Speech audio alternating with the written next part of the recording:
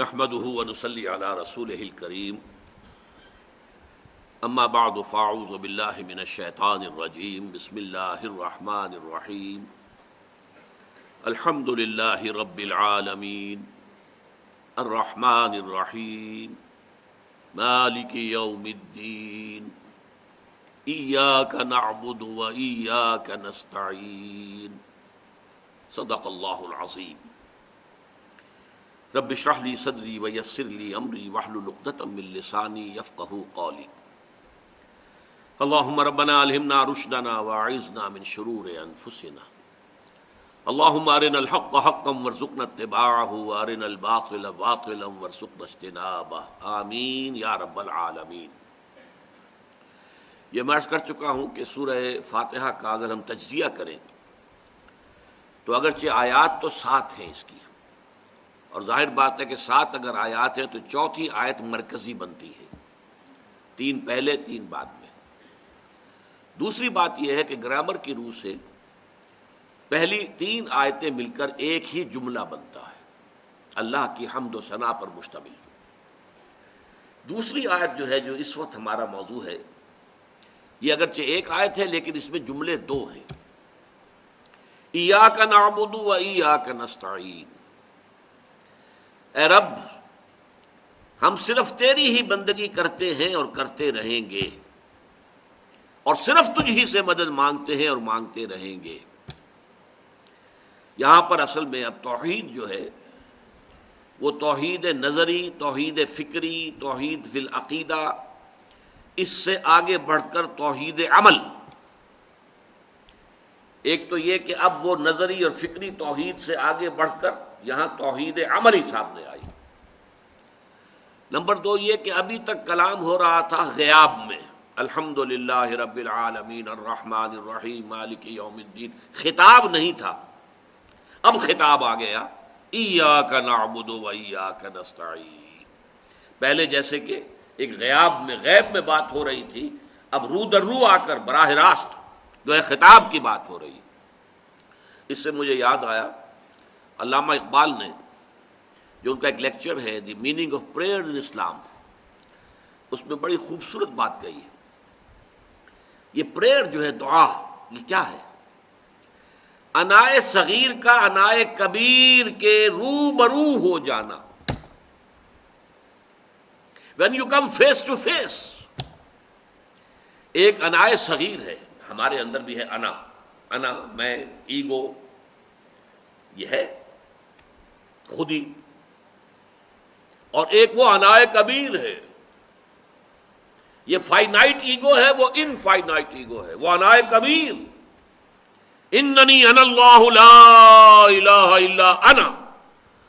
یہ جو اللہ تعالیٰ کی انائے کبیر ہے، جس طرح سورہ طٰہٰ کی اس آیت میں سامنے آئی ہے، میرا سر جھک جاتا ہے اس آیت کو پڑھتے ہوئے، جس قدر عظمت کے ساتھ اللہ نے اپنے لیے کہا ہے، اننی انا اللہ لا الہ الا انا۔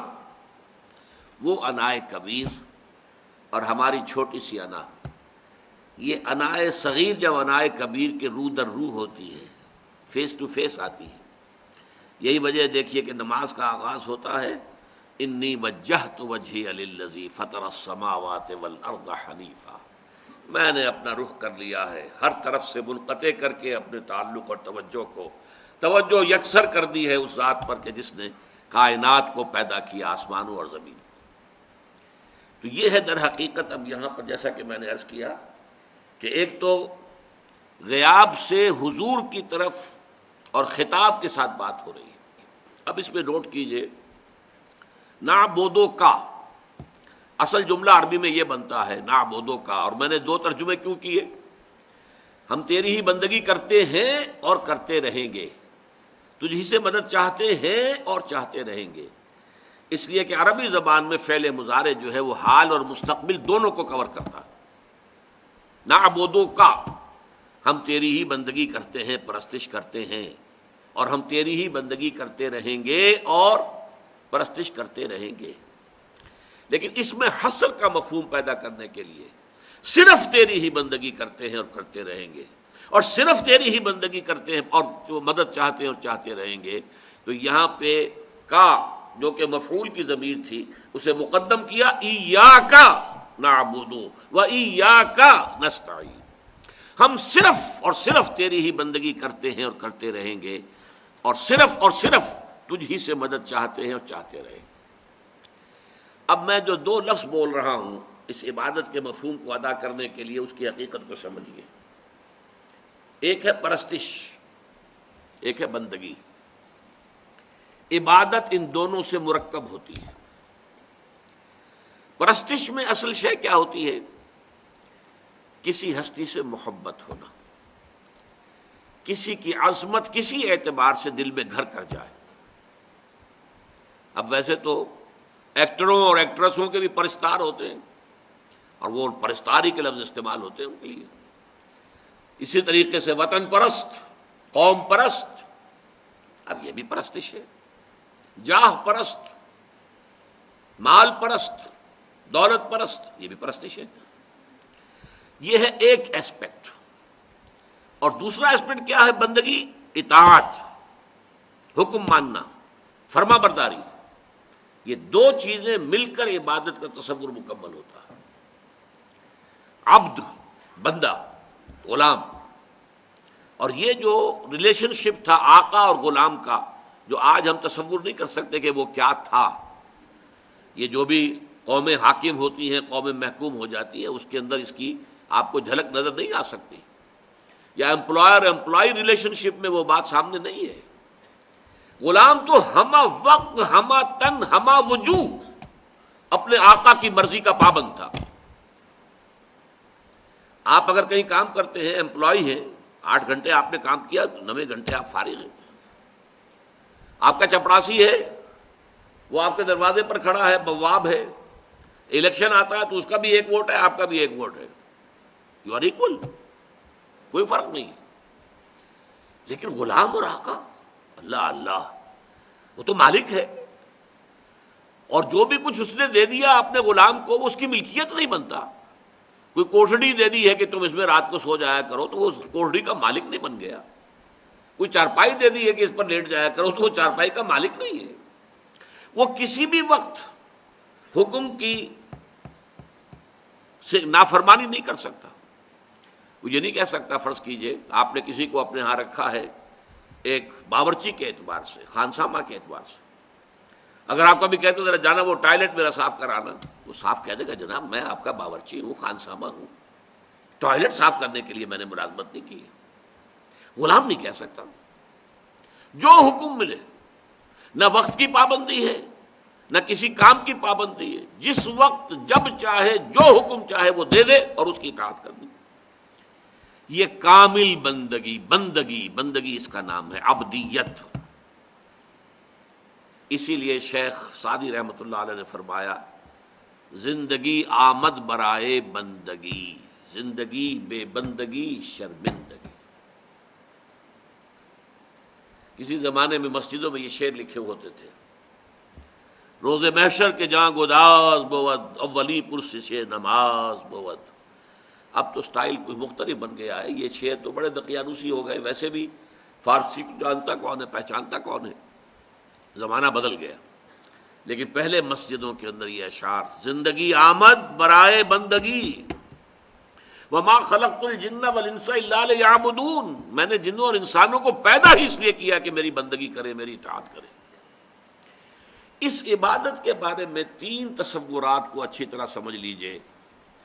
ایک تصور جو ہمارے عوام کا ہے، عوام الناس، جہلا، عبادت سے مراد کیا ہے؟ نماز، روزہ، حج، زکوٰۃ، اللہ اللہ خیر صلی اللہ، چند ریچولز، چند رسومات جنہیں مراسم عبودیت کہا جائے گا، ان کے اوپر ان کا پورا تصور عبادت جو ہے اسی پر مشتمل ہے، اس سے آگے کا تصور ہی نہیں۔ لیکن الحمدللہ ثم الحمدللہ، یہ جو 20ویں صدی عیسوی میں تحریکیں اٹھی، جو احیائی تحریکیں، ریوائولسٹ موومنٹس، انڈونیشیا سے چلیے مسجومی پارٹی، ہندوستان میں جماعت اسلامی، مصر میں الاخوان المسلمون، ایران میں فدائیین، ترکی میں سعید نورسی وغیرہ وغیرہ، ان تحریکوں نے ایک کام کیا ہے، بہت بڑا کام کیا ہے، کہ جنہوں نے اس تصور عبادت سے اٹھا کر تصور عبادت کو یہاں تک وہ لے آئے ہیں کہ عبادت نام ہے کامل اطاعت کا، پوری زندگی میں اطاعت، ہر گوشے میں، ہر شعبے میں جو اللہ کا حکم ہے اس کو بجا لانا، اس کے مطابق زندگی گزارنا، عبادت اس کا نام ہے۔ یہ ہمہ وقت ہے، ہمہ تن ہے، ہمہ وجوہ ہے، پوری زندگی پر پھیلی ہوئی، چھائی ہوئی۔ البتہ اس میں بھی بعض اعتبارات سے ابھی کمی ہے۔ یہ جو میکینیکل پروسیس ہے، میکینیکل اطاعت، اوبیڈینس، صرف اس کو عبادت نہیں کہیں گے جب تک کہ اس میں محبت کی شیرینی شامل نہ ہو چکی ہو۔ اللہ تعالیٰ کی محبت کے جذبے سے سرشار ہو کر اللہ کی ہمہ تن ہمہ وقت بندگی کرنا، یہ عبادت ہے۔ امام ابن تیمیہ، امام ابن قیم رحمہم اللہ، انہوں نے اسے خوب واضح کیا ہے۔ العبادت و تجمع اصلین، عبادت دو چیزوں کے جمع ہونے سے وجود میں آتی ہے۔ غایت الحب، انتہائی محبت اللہ کی ذات کے ساتھ، مع غایت الذل والخضوع، اس کے ساتھ حد درجے میں اللہ کے سامنے اپنے آپ کو بچھا دیا جائے، سر تسلیم خم ہے جو مزاج یار میں آئے۔ یہ دو چیزیں جمع ہوں گی تو یہ عبادت بنے گا۔ اچھا، یہ بات میں پہلے واضح کر چکا ہوں۔ دیکھیے، یہ چیزیں ہیں دین کی حکمت، دین کا فلسفہ۔ یہ جو مختلف آئسولیٹڈ ایکٹس ہیں، آئسولیٹڈ بلیفس ہیں، ان کے درمیان کیا رابطہ ہے عقلی، منطقی؟ حکمت اس کا نام ہے۔ شکر، الحمد اور عبادت میں کیا نسبت ہے، کیا رشتہ ہے، کیا تعلق ہے؟ شاید یاد ہو بہت سے حضرات کو میں نے بیان کیا تھا کہ شکر کا جذبہ جب ابھرتا ہے تو اس کا ایک لازمی تقاضا یہ بھی ہوتا ہے کہ جس نے میرے ساتھ کوئی خیر کیا ہے، بھلائی کی ہے، میں بھی کوئی نہ کوئی اس کی خدمت سر انجام دوں۔ حل جزاء الاحسان الا الاحسان، احسان کا بدلہ تو احسان ہی ہو سکتا ہے۔ لیکن فرض کیجئے وہ شے اتنی بلند ہے، اتنی ماورا ہے، اتنی اعلیٰ ہے، اتنی عرفہ ہے کہ ہم اس کی کوئی خدمت نہیں کر سکتے، تو کیا کریں گے؟ ہاتھ جوڑ دیں گے، سر جھکا دیں گے، اس کی عظمت کے گیت گائیں گے، اس کے فضل و کرم کے ترانے الاپیں گے۔ یہی ہے جس کا نام عبادت ہے۔ آپ کو معلوم ہے جب انسانی فکر نے یہ سوچا کہ چاند، سورج، سارا ہمارا نظام زندگی اس سے وابستہ ہے، اس کی تمازت سے بخارات سمندر سے اٹھتے ہیں، وہ جاتے ہیں، بادل ان کو ہوائیں چلتی ہیں، پھر بارش برستی ہے، پھر ہماری فصلیں پکتی ہیں تو اس کی تمازت سے پکتی ہیں، لہذا ہاتھ جوڑ دیا۔ یہ سورج کی پرستش کیوں شروع ہوئی؟ یہ تمام جو بھی مظاہر فطرت ہیں کہاں سے پیدا ہو گئے کہ ان کی فطرت، ان کی پرستش شروع کر دی گئی؟ بات ذرا شرم کی ہے، لیکن یہ کہ دنیا میں یہ بھی ہے۔ انسان کے اعضائے تناسل جب محسوس کیا اسی سے تو سارا وجود ہے، ہمارا وجود بھی انہی سے ہوا ہے، وجود میں ہم آئے ہیں، اور اب ہمارا آگے نسل چلے گی تو انہی اعضائے تناسل، لہذا ان کی پرستش شروع کر دی۔ انسانوں نے کیا ہے، انسان کے اعضائے تناسل کی پرستش کی گئی ہے، پوجا گیا ہے انہیں۔ ہندوؤں کے اندر یہ سارا معاملہ موجود ہے۔ لیکن یہ کہ جب کوئی شخص، جیسا کہ میں نے کہا تھا، ایک چھلانگ ہے، یہ سورج، یہ چاند، یہ ستارے، یہ سارے مظاہر قدرت، یہ سب بھی کسی ایک کے شکنجے میں کسے ہوئے ہیں، کسی ایک کے بنائے ہوئے قانون کے پابند ہیں۔ وہ ہے جو اصل خالق ہے، مالک ہے، پروردگار ہے، پالن ہار ہے۔ لہذا پورا شکر اس کی ذات پر جب مرکوز ہو گیا تو گویا کہ جذبہ عبودیت بھی اس کی ذات پر مرکوز ہو گیا۔ ایاک نعبد و ایاک نستعین، ہم صرف تیری ہی بندگی کرتے ہیں اور کرتے رہیں گے، اور صرف تجھ ہی سے مدد مانگتے ہیں اور مانگتے رہیں گے۔ میں حیران ہوتا ہوں، نوٹ کیجئے اس بات کو، چونکہ میں نے تذکرہ کیا تھا پچھلی نشست میں کہ مولانا ابوالکلام آزاد نے 250-300 صفحات پر مشتمل تفسیر لکھی سورہ فاتحہ کی، ام الکتاب۔ لیکن حیرانگی کی بات یہ کہ اس چوتھی آیت کے اوپر چند جملے لکھے ہیں۔ ربوبیت پر کیا خوبصورت تحریر ان کی ہے، رحمت پر جو خوبصورت تحریر ہے، ہدایت پر جو خوبصورت تحریر ہے۔ واقعہ یہ ہے کہ انسان اشش کر اٹھتا ہے۔ وہ نہ صرف یہ کہ معارف قرآنی کے بہت بڑے خزانے، بلکہ یہ کہ اردو ادب کا شاہکار، کلاسک۔ لیکن حیرت ہوتی ہے، ایاک نعبد و ایاک نستعین پر چند جملے لکھے، کیوں لکھے ہیں، کیا وجہ ہے، یہ کوئی حل نہیں کر سکا اس کو۔ عبادت میں آ کر اصل میں آپ کو معلوم ہونا چاہیے کہ ملت کا تشخص قائم ہوتا ہے۔ اللہ کو ماننے میں سب مشترک ہے، ہندو بھی مانتا، مہادیو مانتا ہے نا، پرماتما ایک ہی ہے، پرماتما دو نہیں ہے، توحید ہے اس کے ہاں۔ مہادیو ایک ہی ہے، دیویاں دیوتا ہزاروں ہوا کریں، مہادیو تو ایک ہی ہے نا۔ بڑے جی سے لکھے جانے والا گاڈ، چاہے وہ آپ یونان میں چلے جائیں چاہے روم میں چلے جائیں، وہ گاڈ تو ایک ہی تھا، ہمیشہ سے ایک۔ دی اومنی پوٹنٹ، دی اومنیشینٹ، دی اومنی پریزنٹ، وہ جو علی کل شیء قدیر بکل شیء علیم، اور معکم اینما کنتم، ہر جگہ موجود، وہ تو ایک ہی ہے۔ چھوٹے جی سے لکھے جانے والے گاڈز اینڈ گاڈیسز کی جو ہے وہ شمار ہی نہیں ان کا، بے شمار ہے۔ اس حوالے سے خدا تو مشترک ہے نوع انسانی میں، شریعتیں جدا ہوتی ہیں رسالت کی بنیاد پر۔ عبادت، بندگی جب کرنی ہے، کیسے کرنی ہے؟ بندگی ہی میں نماز بھی آ گئی، کیسے نماز پڑھیں گے؟ یہ شریعت محمدی کا کوئی اور نقشہ ہے، شریعت موسوی کا کوئی اور نقشہ ہے، اور کسی اور شریعت اگر پہلے سے چلی آ رہی ہو اس کا کوئی اور نقشہ ہوگا۔ حلال اور حرام کے احکام میں بھی کوئی رد و بدل تھوڑا بہت ہو سکتا ہے۔ لہذا جو امت کا تشخص بنتا ہے وہ رسالت کی بنیاد پر، اور اس کی بنیاد عبادت ہے۔ ورنہ اللہ تعالیٰ کی ربوبیت، اس کے آپ جتنے گن گائیں سب کو لوگوں کے لیے مشترک بات ہوگی۔ اللہ کی رحمانیت، رحیمیت، جتنے بھی اس کے آپ ترانے جو ہیں وہ الاپ سکیں کم ہے۔ اللہ کا مالک یوم الدین ہونا، جزا و سزا کے دن کا تنہا مالک اور مختار ہونا، اللہ کا ہدایت دینا۔ لہذا ان چیزوں پر تو خوب لکھا، لیکن چونکہ بدقسمتی سے مولانا آزاد اپنی زندگی کے آخری دور میں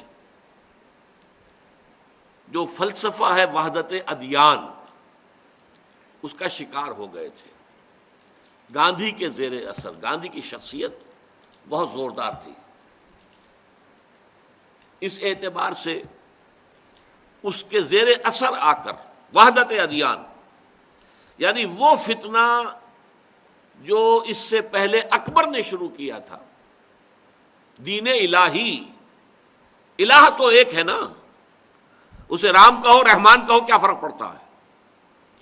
ہاں وہ شریعت محمدی، اس کا دور ختم ہو گیا، 1000 سال کے لیے تھی وہ شریعت محمدی، ختم ہو گئی۔ اب جو ہے اس نے کچھ ہندو مت، کچھ اسلام، کچھ اور کسی کو بدھ مت، ان سب سے کچھ چیزیں لی اور ہاون دستے میں ڈالا اور کوٹ کوٹ کر ایک اس کو صفوف بنایا، اور وہ ہو گیا دین الہی یا دین اکبری۔ تاکہ یہ جدا گانا جو شریعتیں ہیں، جدا گانا ملتیں ہیں، ان سے جو ایک جدا گانا تشخص قائم ہوتا ہے جو کہ ہندوستان کی وحدت کے منافی ہے، ہندوستان کی کمزوری کا اصل سبب ہے۔ ہندوستان بہت بڑی طاقت رہا ہے دنیا میں، لیکن کبھی بھی اپنی حدوں سے باہر نہیں گیا، آپ کو معلوم ہے۔ فتوحات کبھی کی نہیں انہوں نے، کہیں باہر گئے ہی نہیں، اپنے ہی سرحدوں کے اندر رہے ہیں۔ یونان ایک بہت وقت پر نکلا ہے تو سکندر اعظم کہاں سے کہاں پہنچا، رومن امپائر نکلی ہے تو کہاں سے کہاں پہنچی، 3 بر اعظموں کے اوپر حاوی ہو گئی۔ لیکن نہیں، یہ نہیں، کیوں؟ ان کے اندر جو اختلاف مذہب ہے اس نے انہیں اتنا کمزور رکھا ہے کہ یہ دنیا میں کوئی ورلڈ رول پلے کرنے کے قابل نہیں ہوئے۔ تو واقعہ یہ کہ پولیٹیکل جینیس تھا اکبر، تھا ان پڑھ لیکن پولیٹیکل جینیس تھا، اس نے پہچان لیا تھا کہ ہندوستان کے ذوف کا اصل سبب یہ ہے۔ لہذا ان سب کو ایک جو ہے ہاون دستے میں ڈال کر اور سب کو کوٹ کر چھان کر ایک صفوف بنا کر ایک مذہب بنا دو، اور وہ دین الہی تھا۔ یہی ہے کہ جس نے برہمو سماج کی شکل اختیار کی، برہما وہ ایک ہی ہے۔ تو مجلس ایزدی اس کو کہتے ہیں۔ راجا رام موہن رائے اس کا سب سے بڑا جو ہے شارح، اور گاندھی پھر اس کا عملی پرچارک بنا۔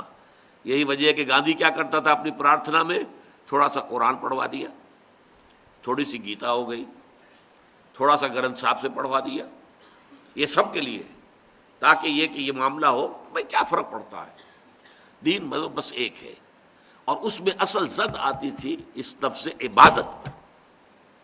بندگی اور اطاعت ظاہر بات ہے وہ کسی فارم کے بغیر نہیں ہوگی، وہ نظری شے نہیں ہے۔ بندگی اطاعت ہوگی تو کسی عملی شکل میں ہوگی، اور عملی اعتبار سے ملتیں جدا ہیں۔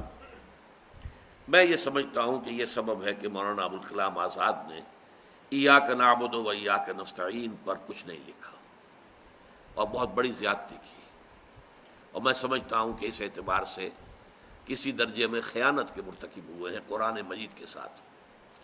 یہ مرکزی آیت ہے، 3 آیتیں پہلے 3 آیتیں بعد میں، درمیان میں ہے ایاک نعبد و ایاک نستعین، پروردگار ہم تیری ہی بندگی کرتے ہیں، صرف تیری ہی بندگی کرتے ہیں اور کرتے رہیں گے۔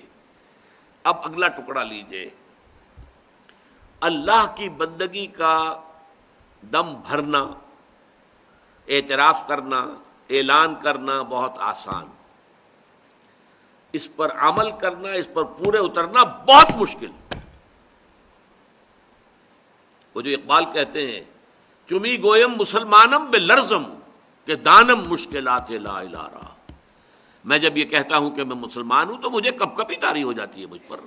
مجھے معلوم ہے لا الہ الا اللہ کہنے کا مفہوم کیا ہے، جسے معلوم نہیں ہے وہ کہہ رہا ہے، دبا دب کہہ رہا ہے، کہے چلا جا رہا ہے، 1000 دانے کی تسبیح پڑھ رہا ہے، لا الہ الا اللہ لا الہ الا اللہ لا الہ الا اللہ، لیکن جسے پتا ہے اس کے معنی کیا ہے۔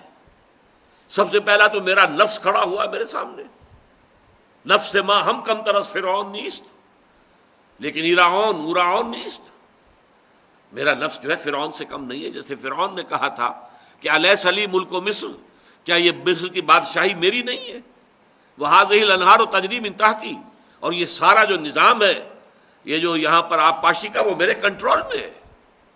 اسی طرح میرا نفس کہتا ہے یہ وجود میرا ہے، میں اس کا حاکم ہوں، میری مرضی چلے گی، میری خواہش پوری کرنی پڑے گی۔ اب آپ کے سامنے ایک دوراہا آ گیا، نفس یہ کہہ رہا ہے اور اللہ کہتا ہے یہ حرام ہے، کیا کریں؟ نفس کو مارنا آسان نہیں، آسان نہیں۔ پھر معاشرہ، یہاں تو نامعلوم کتنے دعوے دار بیٹھے ہوئے ہیں، ہماری بندگی کرو، ہماری اطاعت کرو، فرعنا نماردا، نمرود کا کہنا کیا تھا؟ میں ہوں رب۔ حضرت ابراہیم سے اس کا مجادلہ ہوا کہ نہیں ہوا؟ میرا رب وہ ہے، حضرت ابراہیم نے فرمایا کہ جو زندہ رکھتا ہے اور مارتا ہے، کہا میں بھی کر سکتا ہوں۔ جیل سے 2 ملزموں کو بلایا، مجرموں کو، دونوں کنڈیمڈ تھے، یعنی سزائے موت ہو چکی تھی، ایک کی گردن اسی وقت اڑوا دی، کہا جاؤ سیٹ فری، بری، دیکھو میں نے ایک کو مار دیا، ایک کو زندہ رکھا۔ اس پر حضرت ابراہیم نے کہا کہ میرا رب وہ ہے جو سورج کو مشرق سے نکالتا ہے، تم اگر رب ہو تو مغرب سے نکال کے دکھاؤ۔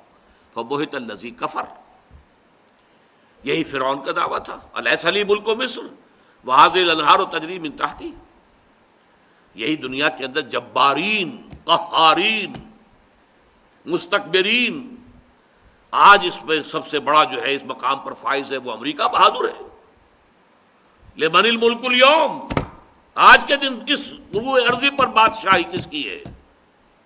وہ دعوے دار ہے، وہ پولیس مین ہے پوری دنیا کا۔ اس حوالے سے کہنا آسان، اس پر عمل کرنا بہت مشکل۔ یہ اعلان جنگ ہے اپنے نفس کے خلاف، نمبر 1، ہو سکتا ہے کنبے اور قبیلے کے خلاف، رشتہ داروں کے خلاف، معاشرے کے رجحانات کے خلاف، زمانے کے چلن اور زمانے کی روش کے خلاف۔ زمانہ باتوں نہ سازد تو با زمانہ بے ساز، زمانہ تمہارے ساتھ اگر سازگاری نہیں کر رہا ہے تو کوئی بات نہیں، تم زمانے کے ساتھ سازگاری اختیار کر لو، فرکشن ختم ہو جائے گی۔ لیکن جوان مرد لوگوں کا کام کیا ہوتا ہے؟ زمانہ باتوں نہ سازد تو با زمانہ ستیز، زمانہ تمہارے ساتھ سازگاری نہیں کر رہا، تم زمانے سے لڑو۔ یہ لڑنا چمی گویم مسلمانم بے لرزم کہ دانم مشکلات لا الہ رہا، اس کو اچھی طرح سمجھ لیجئے۔ اقبال کا وہ شعر بڑا پسندیدہ، بہت عمدہ ہے۔ عبد دیگر عبدہو چیز دیگر، ما سراپا انتظار ہو منتظر۔ اب تو ہر ایک ہے، ہماری بندگی اللہ کی بھی ہے تو جزوی ہے، کچھ بندگی ہماری نفس کی ہے، کچھ بندگی زمانے کے رواج اور چلن کی ہے، فیشن کی ہے، کچھ بندگی اس نظام باطل کی ہے، کفر کا نظام، من لم یحکم بما انزل اللہ فاولئک هم الکافرون۔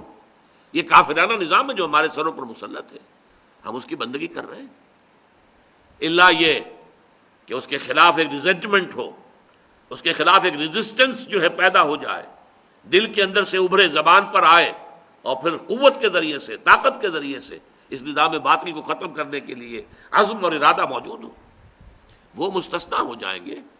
لیکن جنہوں نے بھی پیسیولی قبول کیا ہوا اس نظام کو اور اس نظام کی چاکری کر رہے ہیں، ملازمت کر رہے ہیں، اسے سپورٹ کر رہے ہیں، اس میں پھلنے پھولنے کی کوشش کر رہے ہیں، تو ان کی بندگی کیسی بندگی ہے؟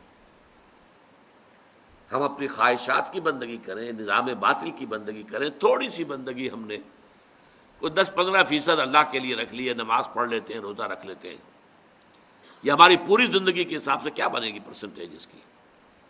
10-15 بھی میں نے زیادہ کہہ دیا، جیسے پرویز مشرف صاحب نے کہا تھا پہلے کہ یہاں فنڈامنٹلسٹ 15% ہے، پھر وہ نیچے آئے نہیں 5% ہے، تو واقعہ یہ کہ ہماری زندگی کا کتنا حصہ ہے یہ؟ تو عبد دیگر عبدہو، بندہ بننا اور ہے، صرف اسی کا بندہ بن جانا یہ بالکل مختلف کام ہے۔ یہی وجہ ہے، دیکھیے بڑی پیاری بات میں آپ سے عرض کرنے چلا ہوں، حضور کی جو دو نسبتیں اللہ کی ذات کے ساتھ ہیں، ایک عبدہو اور دوسرے رسولہو۔ اشہد ان لا الہ الا اللہ وحدہ لا شریک لہ واشہد ان محمدا عبدہ ورسولہ، دو نسبتیں ہیں۔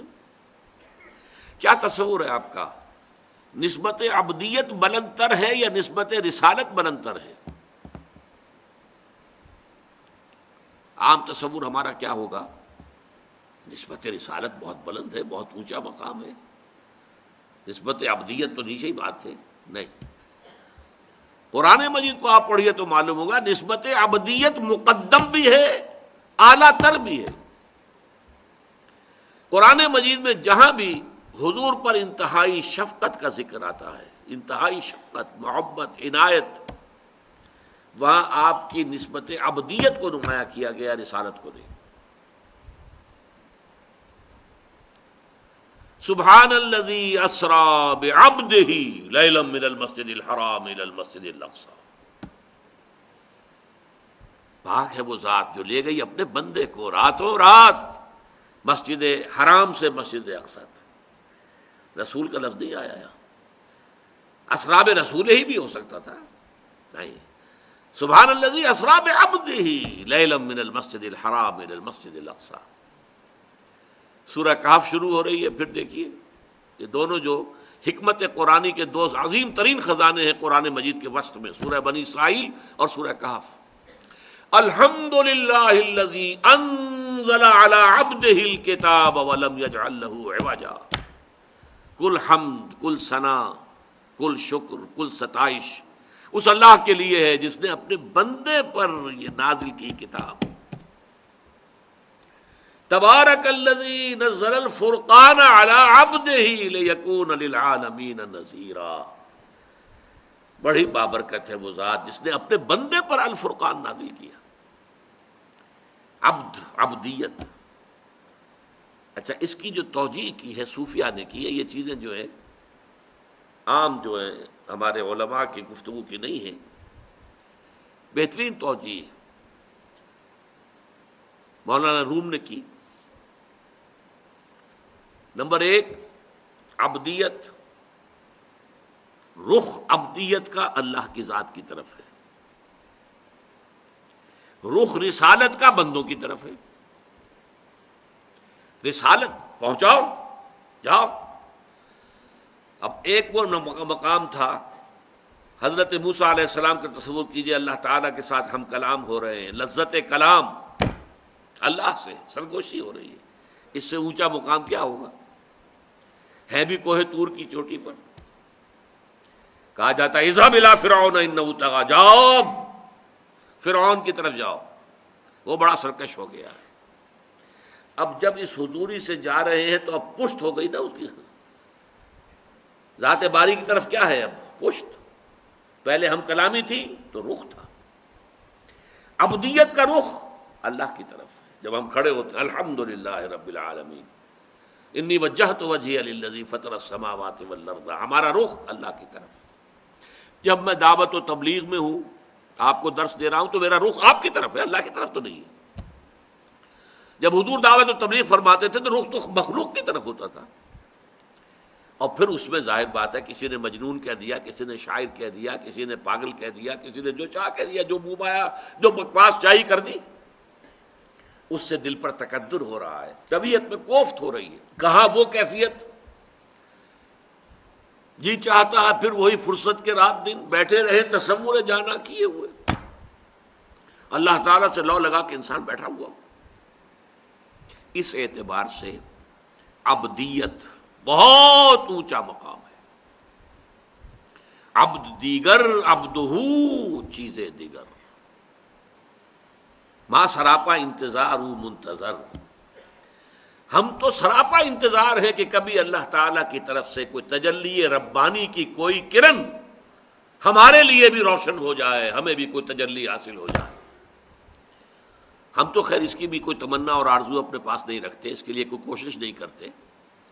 جن لوگوں کی کوشش ہوتی ہے، فجاہد فی خلواتک، ابن سینا کہتا ہے اگر تم کو چاہتے ہو کہ اللہ تعالیٰ کے ساتھ کوئی رابطہ ہو، فجاہد فی خلواتک، اپنی خلوتوں میں، اپنی تنہائیوں میں مجاہدہ کرو، فلعل شعشعۃ تلمع لک، ہو سکتا ہے کبھی کوئی کرن تمہیں بھی نظر آ جائے۔ یہ تو ہمارا مقام ہے۔ اور اس عبدہو کا مقام کیا تھا؟ ان کے استقبال کی تیاریاں ہو رہی تھی ساتویں آسمان پر، منتظر تھے۔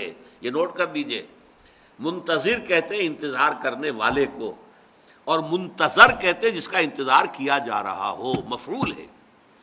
اسی لیے شیعہ حضرات جو ہیں امام منتظر کہتے ہیں حضرت مہدی کو، امام منتظر، جامعہ المنتظر ہے یہاں پر جو ہے ماڈل ٹاؤن میں، تو المنتظر وہ ہے جس کا انتظار کیا جا رہا ہے، المنتظر وہ ہے جو انتظار کر رہا ہے۔ ما سراپا انتظار، ہم تو منتظر ہی رہتے ہیں کہ کبھی اللہ کی کوئی عنایت ہو جائے، کوئی کرن ہمارے لیے بھی جگمگا اٹھے، اور ان کا انتظار کیا جا رہا تھا شب معراج میں۔ یہ ہے وہ مرکزی آیت اس سورہ مبارکہ کی، ایاک نعبد۔ لیکن اب نوٹ کیجئے اس کا ایاک نستعین کا تعلق کیا ہے۔ میں عرض کر رہا تھا انتہائی مشکل کام ہے، یہ اتنا بڑا وعدہ ہے، اتنا بڑا کووننٹ ہے، اتنا بڑا میثاق ہے، اتنا بڑا عہد نامہ ہے کہ آدمی کرتے ہوئے کانپتا ہے۔ چمی گویم مسلمانم بلرزم کہ دانم مشکلات لا الہ رہا، فوراً دامن پکڑتا ہے کس کا؟ وَإِيَّاكَ نَسْتَعِينُ، پروردگار تجھ ہی سے مدد چاہتے ہیں۔ ہم نے کہہ تو دیا ہے، فیصلہ تو کر لیا ہے، تیری ہی بندگی کریں گے، لیکن نہیں کر پائیں گے ہم اگر تیری مدد شامل حال نہ ہو، اگر تیری عنایت نہ ہو، اگر تیری توفیق نہ ہو، اگر تیری تیسیر نہ ہو، ہم نہیں کر پائیں گے۔ لہذا فوراً، اسی لیے میں نے شاید آپ کے علم میں میں کہا کرتا ہوں کہ جو ہماری جو حنفی حضرات پڑھتے ہیں جو دعائے قنوت، میں اس پر کانپ جاتا ہوں۔ اللہم انا نستعینک ونستغفرک ونؤمن بک ونتوکل علیک۔ اب یہ جو کتنے بڑے بڑے دعوے، اے اللہ ہم تجھ ہی پر توکل کرتے ہیں، تجھ ہی پر ایمان رکھتے ہیں، تجھ ہی سے استعانت کرتے ہیں، اتنے بڑے بڑے دعوے ہیں کہ آدمی کا دل کانپتا ہے۔ اگر وہ واقعتاً جو ہے اپنے آپ کو بھی دیکھ رہا ہو کہ میں کہاں کھڑا ہوں، میری حیثیت کیا ہے، کتنا کچھ توکل میرا اللہ تعالیٰ کی ذات پر ہے، تو آدمی ڈرتا ہے، کانپتا ہے۔ اس سے وہ جو اہل حدیث حضرات پڑھتے ہیں اللہم اہدنا فیمن ہدیت وعافنا فیمن عافیت وتولنا فیمن تولیت. یہ دعا ہے. اے اللہ ہمیں عافیت بخش دے، ہمیں ہدایت بخش دے. وہ تو کوئی حرج نہیں اس کے کہنے میں. دعا جتنی چاہو مانگو، اللہ سے جتنا چاہو مانگو، وہاں کوئی سی لمٹ کی ضرورت ہی نہیں. لیکن یہ دعوے کرنا انا نستعینک ونستغفرک ونؤمن بک ونتوکل علیک ونثنی علیک الخیر ونشکرک ولا نکفرک ونخلع ونترک من یفجرک، کتنا بڑا دعویٰ ہے. جو بھی تیری نافرمانی کرتا ہے ہم اس سے تعلق منقطع کر لیتے ہیں. کتنے لوگ ہیں جو تعلق منقطع کرتے ہیں. ہماری دوستیاں جوں کی توں رہتی ہیں، ہماری محبتیں جوں کی توں رہتی ہیں، ہماری مجلس آرائیاں جوں کی توں رہتی ہیں.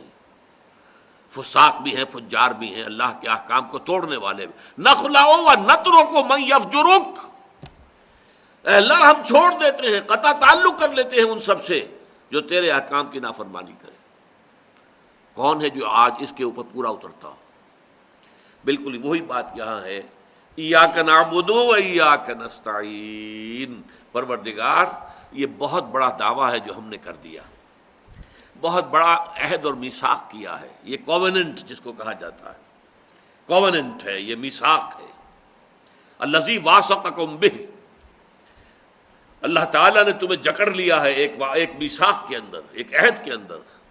اس عہد کو تم تازہ کرتے ہو ہر رکعت، نماز کی ہر رکعت میں. ایاک نعبد و ایاک نستعین. And this is the crux of the matter. الحمد للہ رب العالمین الرحمن الرحیم مالک یوم الدین ایاک نعبد و ایاک نستعین. یہ اللہ کی حمد و ثنا ہے، جتنی چاہو کر لو، لیکن تیری ہی بندگی کرتے ہیں اور کریں گے. یہ بہت بڑا دعویٰ ہے، بہت بڑا اقرار ہے، بہت بڑا کووننٹ ہے، بہت بڑا میثاق ہے، بہت بڑا عہد ہے. اس میں ہم اے اللہ پورے نہیں اتر سکیں گے مگر تیری مدد سے، تیری تائید سے، تیری توفیق سے، تیری تحصیل سے. ایاک نستعین. یہ استعانت کے اندر بھی حصر آ گیا ہے. یہ توحید کا، عملی توحید کا دوسرا رخ ہے. عملی توحید کا ایک رخ اللہ ہی کی بندگی، اللہ ہی کی اطاعت. لا طاعت لمخلوق فی معصیت الخالق. مخلوق میں سے کسی کی بھی اطاعت نہیں ہوگی جس میں کہ اللہ تعالیٰ کی معصیت لازم آ رہی ہے. دوسرا رخ کسی سے کچھ نہیں مانگنا سوائے اللہ کے. تھوڑا سا فرق ہے. ایک ہے مادی طور پر استعانت طلب کرنا. میں آپ سے کہوں ذرا مجھے پانی پلا دیجیے، مجھے معلوم ہے وہاں پانی ہے، گھڑا ہے، رکھا ہے، کچھ اور ہے، وہاں جائیں گے پانی لے آئیں گے. مادی اسباب کے تحت مدد طلب کرنا، اس میں قطعاً کوئی حرج نہیں. عالم اسباب ہے، اس عالم اسباب کے اندر ایک دوسرے سے مدد چاہنا ٹھیک. عالم غیب کی کسی ہستی سے مدد چاہنا یہ شرک ہے بدترین نوعیت. چاہے وہ فرشتے ہوں. اب دیکھیے یہ تو اختلاف ہو جائے گا.